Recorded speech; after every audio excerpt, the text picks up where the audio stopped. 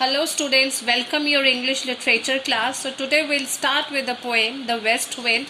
Name of the poet is John Masefield. He was born in England. He was an English poet and writer and poet laureate from 1930 until 1967. Now some important words. They are balm, a fragrant ointment for soothing pain or for healing. Fluting, that means singing or whistling.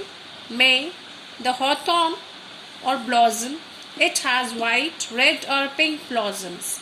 Ye means you. So children, this is a poem where the poet expresses his love for nature. The central idea is homesickness or nostalgia. The poet is reminded of his homeland when he hears the west wind blowing. So in the first stanza, it describes the effect the coming of the west wind has upon the poet.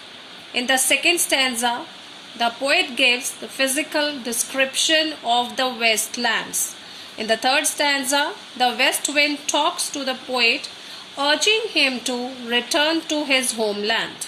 Fourth stanza is further description of westland. Fifth stanza describes the healing powers of the west wind that can cure bruised hearts and relieve exhaustion. In sixth stanza, Masefield finally makes a resolute decision to return home westward and tread on the white road of the truth. So now brief summary of this poem is, in the poem The West Wind by John Masefield, the poet starts by describing with very poetic imagery of birds how the west wind is different from other winds. It's a warm wind, full of birds' cries. There is a touch of melancholy, perhaps homesickness, as he describes how it brings tears too, and memories from an old land.